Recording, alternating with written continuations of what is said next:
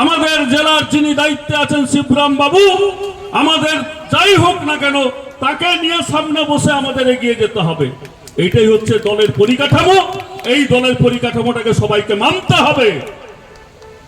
আজকে এনটিটিউসি সভাপতি আমাদের ব্লকের, এখানে অশোক বাবু আছেন, তার নেতৃত্বকে মানতে হবে গোটা ব্লকের সমস্ত ট্রেড ইউনিয়নকে, এবং তার নেতৃত্বে চলতে হবে। এইটা হচ্ছে আমাদের সুপ্রিমো মমতা ব্যানার্জি এবং অভিষেক ব্যানার্জির নির্দেশ। এটা সবাইকে মানতে হবে। তা নাহলে তাদেরকে দায়িত্ব দিয়েছেন কেন?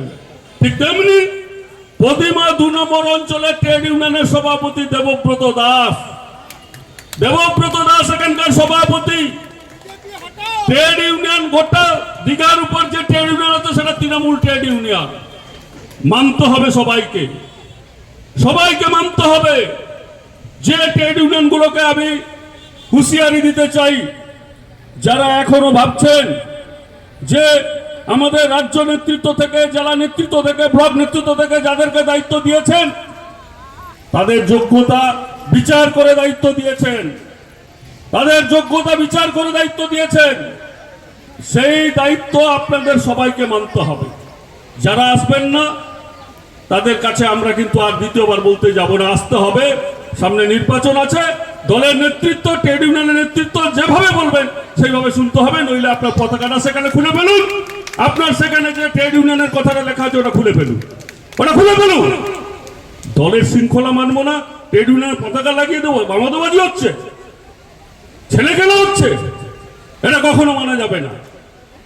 আর একটা কথা আমাদের যারা ট্রেড ইউনিয়ন করে তাদেরকে আমি বলতে চাই, আজকে একটা সম্মেলন হচ্ছে, পার্থবাবু বলছিলেন না, যখন বামফ্রন্টের এখানে সংগঠন ছিল সিআইটিইউ, জানেন কি যন্ত্রণা দিয়েছে আমাদের?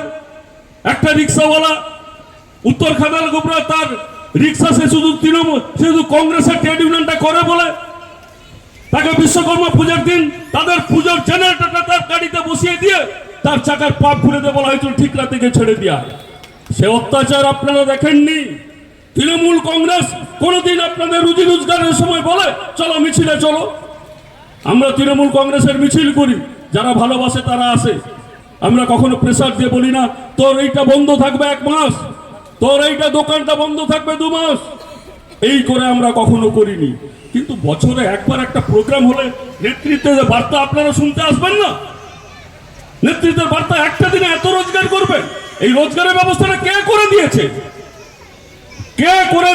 দীঘাতে এত বড় রোজগারের যে আপনারা করছেন, কে করে দিয়েছে? মমতা ব্যানার্জি করে